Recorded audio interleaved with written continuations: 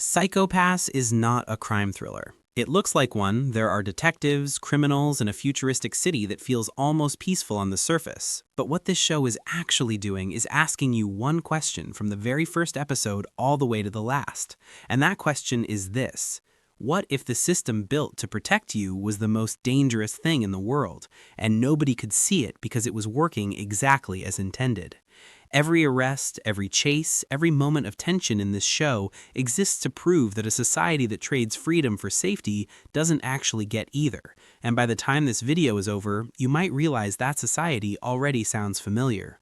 Let me show you why. The story takes place in a future version of Japan where crime has been almost entirely eliminated. The reason for this is a technology called the Sibyl System, an AI network that constantly scans every citizen's mental state and assigns them a numerical value called a psychopath. The lower your number, the more psychologically stable you are. The higher it climbs, the more dangerous you're considered. And if your number crosses a certain threshold called the crime coefficient, you get arrested. Not for doing anything wrong, just for the potential to do something wrong. We enter this world through Akane Tsunemori, a young woman who just joined the police force as an inspector. She's optimistic, idealistic, and genuinely believes the system is good. She was recruited by Sibyl itself, which flagged her as someone with an exceptionally stable psychopath. On her first day, she's partnered with a group of enforcers, former criminals whose own scores were too high to live freely, but who are now used as hunting dogs by the police to catch people like themselves. From the very first episode, the show is already proving its thesis. The people with the sharpest instinct for catching criminals are considered too dangerous to be free. The system doesn't rehabilitate them, it weaponizes them. And Akane, who believes in justice, is handed a gun and told to point it at people who haven't done anything yet. She just doesn't realize what that means. Not yet. The central antagonist of Psychopaths is a man named Shogo Makishima, and he is one of the most unsettling villains in anime, not because he's violent, but because almost everything he says is correct. Makishima is what the system calls a criminally asymptomatic individual. That means no matter what he does, no matter how many people he hurts or how many crimes he engineers, his psychopath never rises. The system cannot read him. He is completely invisible to Sibyl. Makishima doesn't just exploit this loophole, he uses it to expose the system's fundamental flaw, that it judges mental state, not action. It punishes people for thinking dangerous thoughts while remaining entirely blind to someone capable of genuine evil. He watches society move through a life where every decision is pre-approved by an algorithm, where people have outsourced their own judgment so completely they no longer know how to think for themselves, and he finds it genuinely disgusting. Not because he's a good person, but because he understands what freedom actually is, and he's watching an entire civilization give it away without even noticing. This is where Psychopaths becomes genuinely uncomfortable to watch.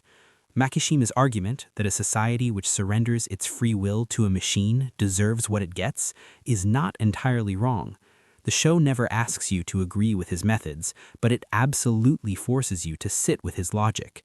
Because if the system can't detect him, and the system is what everyone trusts to define right and wrong, then what exactly is justice in this world? Who decided the algorithm was right, and who checked their work? Akane has to hunt someone the system says isn't dangerous, using a weapon the system controls to protect a society the system has made incapable of protecting itself. The deeper she goes, the more she realizes the system isn't broken, it's working perfectly, and that's the problem. Midway through the series, Akane discovers the truth about the Sibyl system, and it reframes every single scene that came before it. Sibyl is not an AI, it is not a neutral algorithm, it is a collective of human brains, the actual harvested brains of criminally asymptomatic individuals networked together to form a hive mind that runs all of society. The system that judges everyone else's mental fitness was built from the most dangerous minds that ever existed. The thing protecting society from dangerous people is made of dangerous people. The horror isn't just the reveal, it's what it means for everything built on top of it. every arrest, every life destroyed, every person deemed unfit to live freely because their thoughts were too dark, all of it was judged by minds that society itself would have condemned.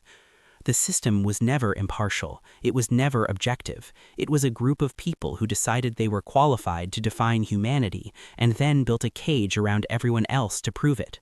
And the cage was so comfortable that nobody questioned it. Akane knows all of this now. She has the power to expose it, and she makes a choice that the rest of the video, and honestly the rest of your life, is going to ask you to think about. Akane decides to let Sibyl continue, not out of fear, not out of ignorance. She understands exactly what it is, and she chooses to work within it anyway, trying to make it slightly less monstrous from the inside. Whether that makes her complicit or courageous is something the show deliberately refuses to answer, because it's not really asking about Akane, it's asking about you, about what you would do, about what you might already be doing. Because here is the part of Psychopaths that most breakdowns don't talk about. The Sibyl system didn't appear overnight in the anime either. It was introduced gradually. It solved real problems. Crime went down, life got easier, people felt safer, and by the time anyone might have questioning it felt irresponsible because look at how well it was working. That slow, comfortable slide from tool to authority is not science fiction, it is a pattern, and we are already inside it. Right now, in the real world, AI systems are being used to predict whether a person will commit a crime before they've committed one, and that information is being used in courtrooms to influence sentencing. Hiring algorithms are scanning candidates and rejecting them based on patterns the algorithm identified, but cannot explain to the humans using it. In some countries, social scoring systems already monitor citizen behavior and restrict access to services based on compliance scores. Mental health screening tools are being proposed for schools, systems that would flag children based on psychological profiling before they've done anything at all. None of these things are called the Sibyl system. They don't look like science fiction. They look like progress. They look like efficiency. They look like safety. And most people interacting with them have no idea the decision was made by a system rather than a person, because the system was designed to be invisible, just like Sibyl. Comfortable enough that questioning it feels unnecessary, useful enough that the cost feels abstract, until it isn't. Psychopaths was released in 2012. It was supposed to be about the future, but the future it was warning you about has already started arriving, quietly, usefully, one algorithm at a time. The question the show leaves Akane with is the same one it leaves you with right now. You can see the system for what it is. What are you going to do about it? What's your crime coefficient?